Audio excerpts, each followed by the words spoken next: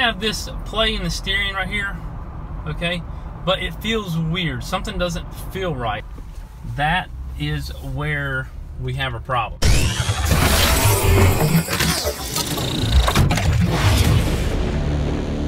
What's going on, ladies and gentlemen? My name's Brandon Haneline, your Jeep informant.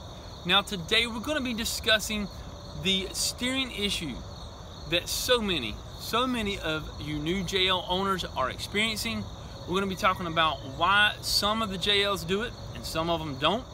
We're going to be discussing what is causing the issue and also what we can do to fix this, or at least make it better. Now, before we get started, I have three things that I need to address right quick. One, I want to make sure everyone is subscribed to this channel along with the notification bell. If you haven't done that, go ahead and do that already. Two, I want to give a huge thanks to a loyal subscriber, now customer, that lives over an hour away, that allowed me to be able to use his Jeep JL Rubicon to figure out this problem. Thank you so much, Chad. Much appreciated. And three, if you haven't already noticed, this video is a little bit longer than my normal one. There's no way that I can address what's going on with this steering and how to fix this steering issue in under 5 minutes. I just can't do it, okay? And I want to be able to show everyone, you know, what the real issues are here with the Jeep. So hang tight, make sure you stick around. Let's get started. All right, so just so we're all on the same page, what we're dealing here with is a looseness in the steering wheel. It just doesn't feel right. There's just way too much play in the steering, and also drifting from side to side. You're just having to correct yourself all the time. It feels like you're in an old 60s movie where you're just turning the steering wheel back and forth all the time. So that's what we're trying to fix here. And my first thoughts was, oh no, the track bar bracket, the weld is broke loose, and this thing is all over the place. So that's what I'm checking here first. Now, as you can see, these welds look fine on this track bar bracket. And guys, this is the first thing you need to check. This is the most safety issue there is. This could be very dangerous. You need to check right here and right here. If you have issues with those, not rusting, but weld issues, see your local dealer, please. Now, not too long ago, you heard of several people talking about how their ball joints were loose. Check this out. I haven't even removed the cotter pin yet. Look how loose that is. Guys, could this be the fix for it? Not sure. Let's find out. I'm going to tighten this up. I'm going to put me a new cotter pin in there. Let's go take this thing for a test drive and find out. All right, guys, we're going to see how this feels after tightening up the ball joints. Still feels a little weird to me. All right, so no go on the ball joints. Since the track bar was good, I had someone shake the steering wheel back and forth, and I'm over here feeling to see where this plays at. You can kind of feel some play, like a bump right there when he's turning, and I'm trying to feel where it's at, if it's in the tie rods or where it might be. So you reach up here and you grab the pitman arm, and you can feel this clunking in the pitman arm, which makes me think that, hey, it's in the gearbox, or it's in this tie rod at the end, but you can't feel it there. So it's a gearbox. So I order a gearbox. So the gearbox comes in, and it's a totally new part number. So I'm thinking that I got it fixed here. 68250506AD. Hey, we got us a brand new part. They changed something here in August. Surely it's going to fix it. So I decide I want to take the new part, and I'm going to see if it's got any play in it. So what I'm turning here with the wrench is where the steering intermediate shaft is connected to, and that's connected to the steering wheel. And then the other part, my right hand, is connected to where the pitman arm would be, and that goes to the steering linkages. And there's no play in it. You know, I can feel when I move the wrench, the gear moves there. So I'm thinking, all right, we got this thing fixed.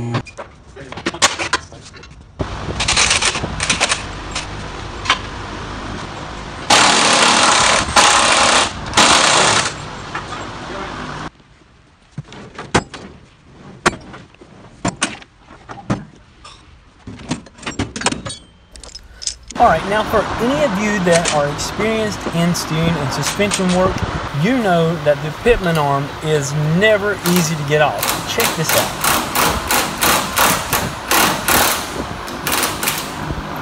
Look how easy that was to come off. Guys, that is not cool. So I thought, hey, maybe I found out what's going on. So I'll show you here in just a second after I get this gearbox installed.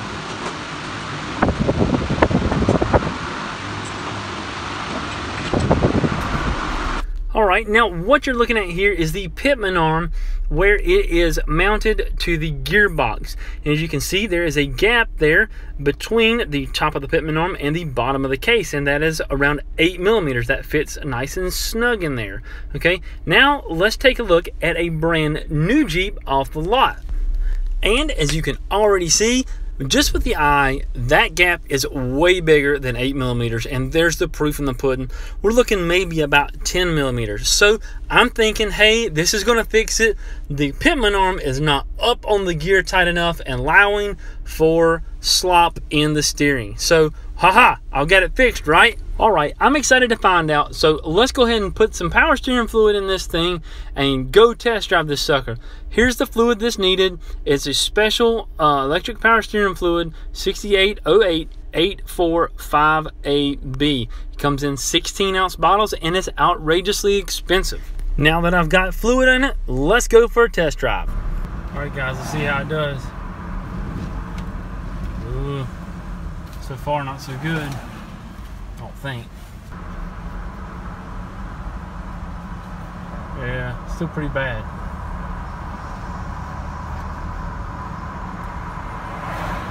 Well, thought I had it fixed, but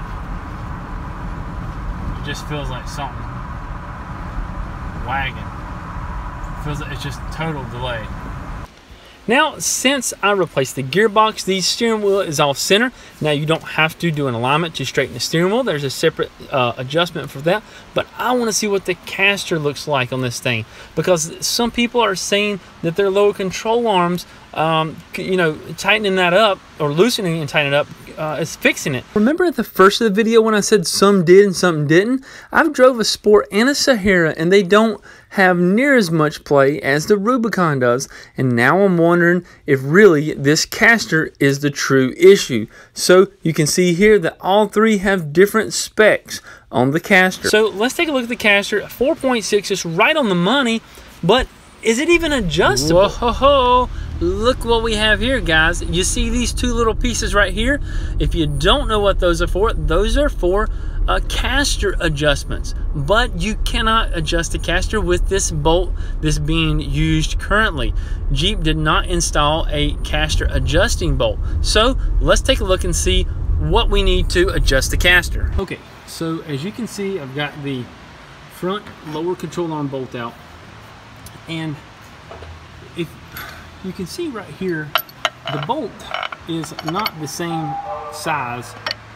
There's a little play there, okay? Now I want to go back to this bolt here and show you the small gap right there. Some people are stating that they're loosening their lower control arm bolts and then tighten them back up. What could be happening is that it's being shifted forward. A little bit of caster is being applied to the suspension system, and therefore it could be fixing it. Now, as you can see here in this picture, that bolt is not center of the nut markings that are on the actual diff. So therefore, that has shifted forward, which has applied some caster to the vehicle. Now, if you actually look closer, and an experienced eye can see a stamping in this diff housing.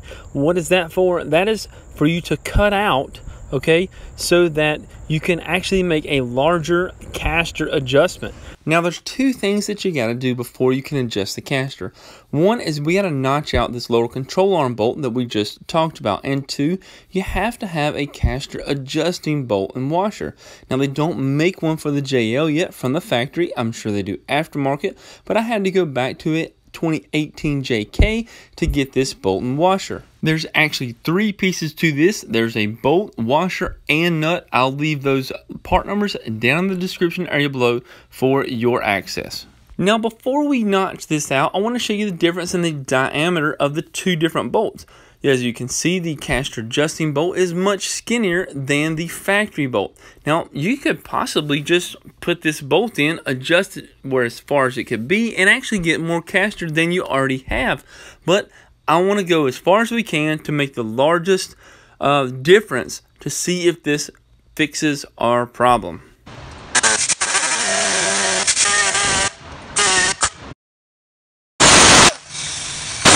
Now that I've got the passenger side inboard notched out, you got to also do the outboard side and then go over to the driver side and notch out both of those also. Now that I've got both sides notched out, you want to make sure that you properly install the caster adjusting bolt. Okay, this washer can go in two different ways. One way is wrong. That's wrong right there. Okay, as you can see, the offset is totally different than the bolt there. So make sure you have it installed correctly. This is the correct way. Now, once you have the bolts installed, tighten them up and adjust as much caster as you can in it. Then make sure you do your alignment, okay? Now, you want to adjust this caster out as far as possible.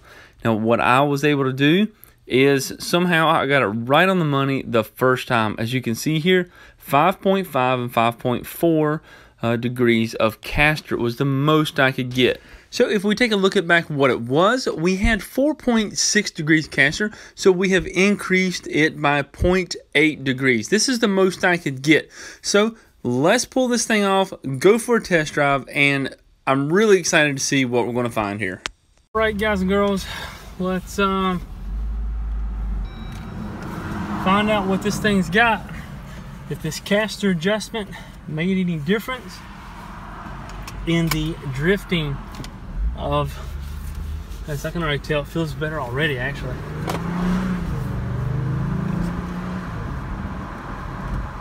Oh yeah.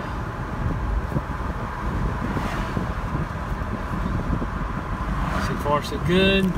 Alright, so far we have checked the track bar bracket for weld breakage. It was good. We found lower ball joints loose. We have replaced the gearbox. That didn't touch nothing. We possibly found an issue with the pitman arm. That didn't do nothing.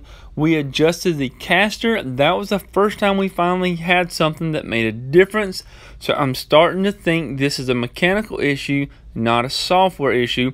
I'm going to do one more thing to confirm it's mechanical. I'm going to adjust the nut on the gearbox. Let's find out what happens. Alright, so first off, what I'm going to do here is mark this little center stud here, and in the middle there's an Allen screw that we can turn that center, I want to call that the pinion, and then there's a jam nut on the outside, so I want to mark that there at the 9 o'clock position, and we're going to move it just a little bit. We're going to loosen this jam nut, and we're going to turn it some to drive that pinion down into the gearbox, and this is going to find out if it makes a difference. Hey, it's a mechanical issue. Now, I'll have to say this jam nut is extremely tight. As you can see, I just got it broke loose there. And I'm trying to hold this nut and turn the center pinion there, and it's not doing it. It seems to be as one, like it's locked on there really tight. So let me show you what I'm talking about here. As you can see, I'm turning that center piece, and the complete nut and everything is turning. So the problem is they've got red Loctite on this jam nut, and it's turning the whole thing. So we got to use a little ingenuity to figure out a way around this, because the center part actually stripped out on me. Luckily, I've got one I can practice on. So what I'm going to do is loosen this nut, and everything's turning as one. I'm going to loosen it as far as I can until it gets tight, until it bottoms out. Then I'm going to move it 1/8 of a turn and then tighten everything back down. So that's what I did, and I did that on the one in the vehicle, and this is the results. Now, if you guys remember, the yellow mark was in the 9 o'clock position. Now I have it in somewhere about the 10:30 o'clock position, and we're going to see if this makes a difference. If it does make a difference, then we know it's a mechanical issue, and we can go from there. All right, guys, let's see if this is any better. The steering wheel is still off center, so do not mind that. Here we go. Oh yeah, I can feel a little difference. Which I did not turn it very much at all. I probably turned it 1/16 of an inch. It feels different. I'll put it that way. It feels different. That definitely changed something here. Not for the worse either. Definitely for the better. Now I'm on to something here because this made a difference. I'm going to make a new adjustment. You can see the yellow line is where the old adjustment was, and now I'm going to move it over to the green section. Now I'm going to drive it and see if this even makes a larger difference. All right, let's see what kind of difference this makes here. Oh my gosh, unbelievable, guys. Dude, this is the way it's supposed to be right here. This is the way it's supposed to be. Wow, unbelievable. Very responsiveness. I'm going to see if I can. I don't know if you can see me turning the steering wheel and the. Oh yeah, this feels a lot better. Let me just see what we got going on. Oh yeah, wow guys, big difference, huge difference, huge difference. So replacing the gearbox did not fix this, but adjusting the gear, the pinion nut inside that gearbox did. Wow guys, this is a major difference. This is like a whole different vehicle. All right guys, finally, I've got the caster adjusted. I've got the gearbox adjusted in about 3/16 of a turn, not quite a quarter. This thing feels great. Honestly, it feels like a new vehicle. Both of these need to be done. That the caster needs to be adjusted and the gearbox needs to be changed. This thing feels a lot better, guys. It feels a lot better. So obviously the customer driving it is going to be the ultimate test. So we'll wait for the customer to return, and we'll video him driving it and see what he thinks. All right guys, I'm here with the owner of the vehicle, and he's going to take this thing for a drive, his first drive, and I'm going to catch his experience and see if it's made any difference. So here we go. See what you did.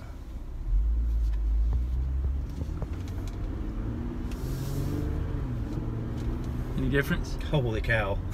This is like what it should have been. Good. Probably good. Better than my JK that I had drove. Sweet. So this is nice. Wow, yeah.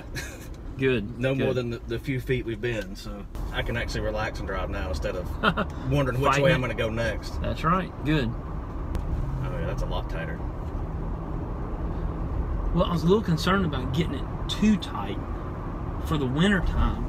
You know, I don't want to get the gearbox too tight, and that's my concern is what will it be come winter time. Well, and another thing, with the expansion of the heat's usually when the other issue came in. So. Right, but also if you think about it, the only time you really should have a problem would be when on initial startup before it's operating temperature, because once it gets to operating temperature, the gearbox is not cold anymore. Yeah. You know?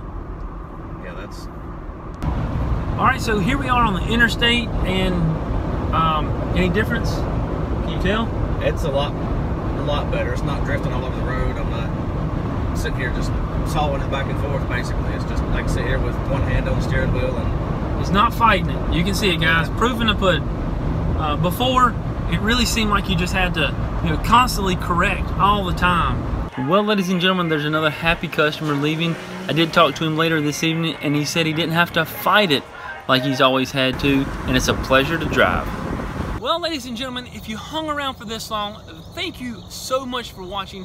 I hope this was able to enlighten you on this steering issue, and maybe you can take this to your local dealership and get some of them to do some of these repairs that we just talked about.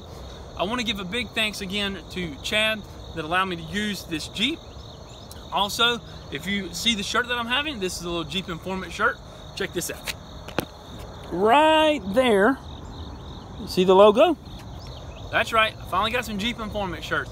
So make sure you click that link down in the description area below if you would like to have one. Also, the hats or shirts you saw me wear during the video, I also have links to those too if you would like to purchase one. Don't forget, if you're looking to do any projects on the side here, painting, anything, I've got all the colors for the JL on Amazon.com. I've got a link down in the description area below that'll take you right to it. I also want to introduce you to my latest product here. You got a rescue green camping lantern. Check this out, guys. This is cool as heck. Got magnets on the bottom, got a little hook there. I'm going to take this thing outside, see how well it works. Guys, it is extremely dark out here tonight, but not with the new rescue green Jeep Informant lantern. Guys, there is so many uses for this thing. I used it the other day when we had that hurricane come through here. It was great when we had a power outage. I used it the other night working on the truck. Actually, I just popped it up here. The 4 neodymium magnets on the bottom holds up to the steel hood there. Also, there is a little hook here on the bottom. You can see there. And yes, you can also see that as a 3.7 liter Magnum. Ugh, thing can't get out of its own way. But you can also hook that thing anywhere. Guys, this light is super bright. It's honestly hurting my eyes right now to look at it. So if you're interested, make sure you check out the link below. Rescue green Jeep Informant lantern. Well guys, thanks again. Have a great day. Be safe, and we'll see you next time.